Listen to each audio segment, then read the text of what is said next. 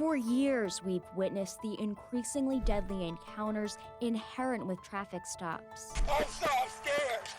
I'm just scared.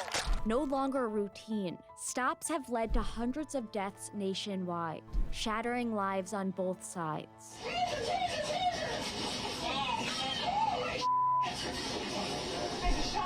So why are Atlanta's police officers being incentivized to pull over more drivers? At the top left, you'll see where it says target goals are based on an average of 8 credits accumulated per day worked, meaning that I have to have 8 points a day. This former Atlanta police officer, who would only talk with us if we hid their identity, says officers are awarded credits or points based on their actions each shift. Writing a traffic ticket, for example, gets APD officers 1.5 points, while a felony or juvenile arrest is worth 5 points. Meanwhile, calls for service, which include 911 calls, are only worth 1/4 point.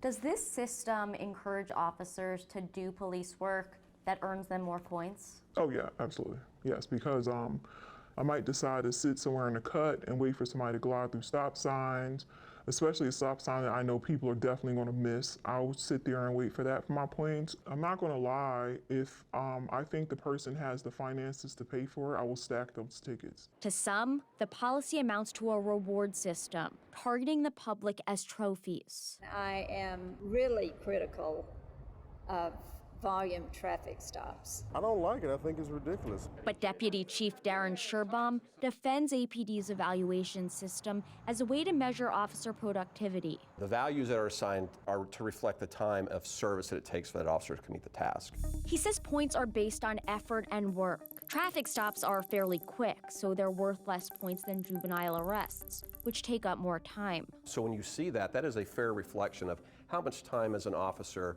out of service for those functions. APD insists that officers are not penalized based on their point totals. That's why they consider a performance sheet, because we have to go by this in order to keep our jobs pretty much. But this former officer, as well as 2 current officers who did not want to be identified fearing retaliation, reiterated that officers are often placed in undesirable zones or assigned undesirable shifts if they don't score enough points. And just last month, a Zone 4 major sent this email to his officers, praising the evening watch for, quote, going from 85 stops in week 1 to 180 stops in week 2, and shaming the morning watch, who, quote, finished last with a disappointing 112 stops. Our investigation also found officers who met their target goals received comments like highly satisfactory, while those who did not received remarks like unacceptable. And point totals are not hidden in personnel files. The officers we spoke with say they're posted in precincts like scorecards. Why would you post this for all officers to see if officers weren't being penalized? So I cannot speak to the posting in police facilities. We have a number of police facilities. I wouldn't say it's accurate to say it's posted at every one, but I can't speak to what may be occurring there.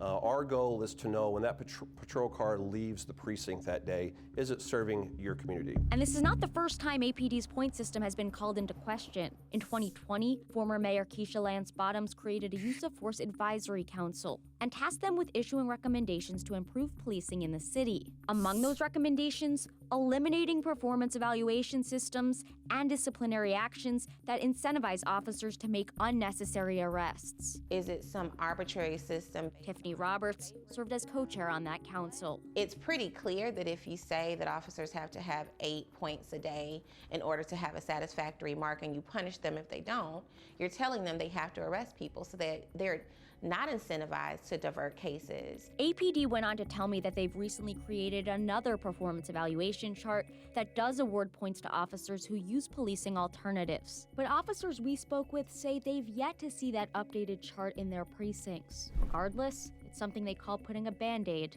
on a bullet wound. No officer should be punished for not meeting this 8-point average goal a day. No officer should be punished for that. So CBS 46 Investigates wanted to know, are performance evaluation systems the norm in policing? Well, we reached out to police departments across the country, and none of these agencies reported having similar programs in place. To take a closer look at our investigation, you can head to CBS46.com. Rachel Polanski, CBS 46 News.